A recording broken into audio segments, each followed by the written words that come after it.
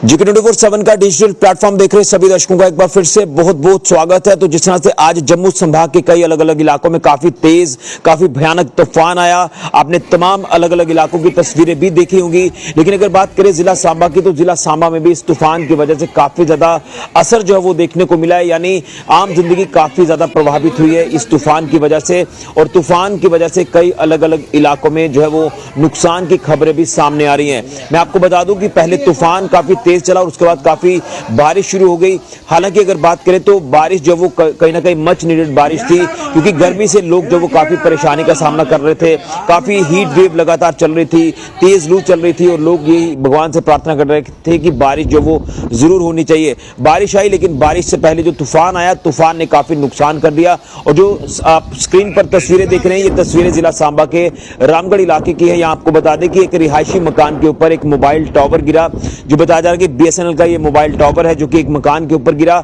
हालांकि यहां पर कोई जानी नुकसान नहीं हुआ है, लेकिन मकान कहीं ना कहीं थोड़ा क्षतिग्रस्त जरूर हुआ है। मकान को कुछ दरारें जो वो जरूर आई हैं। अब देखना है कि इसमें क्या कुछ प्रशासन अपनी तरफ से रोल प्ले करता है, लेकिन गनीमत ये रही कि इसमें कोई जानी नुकसान नहीं हुआ। लेकिन तूफान इतना भयानक था कि आप देखें कि एक मोबाइल टावर को ही ये अपनी चपेट में ले गया और मोबाइल टावर ये जो है ये एक रिहायशी इलाके में गिरा। यही तक नहीं, बल्कि अगर सांबा मानसर रोड की बात करें तो यहाँ पर भी कुछ पेड़ गिरने से कुछ देर के लिए यहाँ पर जो ट्रैफिक है वो अवरुद्ध हुआ है।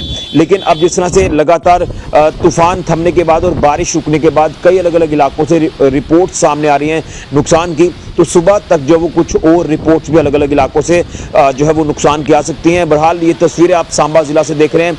यहाँ आपको बता दें कि पहले जम्मू संभाग के अलग अलग इलाकों में जिस तरह से तूफान आया, तूफान की भयानक तस्वीरें भी जो वो हम लगातार जो वो देख रहे थे। लेकिन उसके बाद तूफान जैसे ही थोड़ा सा थमता है तो बारिश भी आती है। बारिश तो चलिए वो चाहिए थी, लेकिन तूफान जब आता है तो लोगों के अंदर एक डर एक भय बन जाता है कि कहीं हमारा नुकसान ना हो जाए। लेकिन अब उसके बाद की तस्वीरें आना शुरू हो चुकी हैं। तो ये नुकसान की तस्वीरें आप रामगढ़ इलाके की देख रहे हैं। यहाँ पर मोबाइल टावर एक मकान के ऊपर गिरा है, इसमें जानी नुकसान कोई नहीं है, ये एक राहत की बात है। लेकिन वहाँ के लोग क्या कुछ कहते हैं तूफान आने के बाद, क्या कुछ मंजर वहाँ का था, ये आपको रिपोर्ट में जरूर बताएंगे। लेकिन तूफान की भयानक तस्वीरें और उसी के साथ साथ तूफान के बाद की तस्वीरें आपके तक हम पहुंचाने की कोशिश कर रहे हैं। तो हम यही अपडेट करने की कोशिश कर रहे थे कि देखा जाए कि कहां पर नुकसान हुआ है।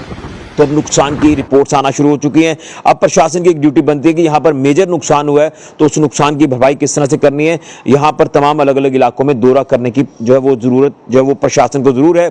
तो प्रशासन इसमें जो वो जरूर गौर करेगा, ये हम उम्मीद करते हैं। लेकिन तूफान काफी भयानक काफी तेज था एक बार फिर से आज जम्मू संभाग में। तस्वीर आपके सामने है, क्या कुछ कहते हैं लोग तूफान के बाद कहां क्या नुकसान हुआ है, इस रिपोर्ट को आप जरूर देखें। फिलहाल के लिए राहुल के साथ ऋषि खजूरिया, G24/7 न्यूज के लिए।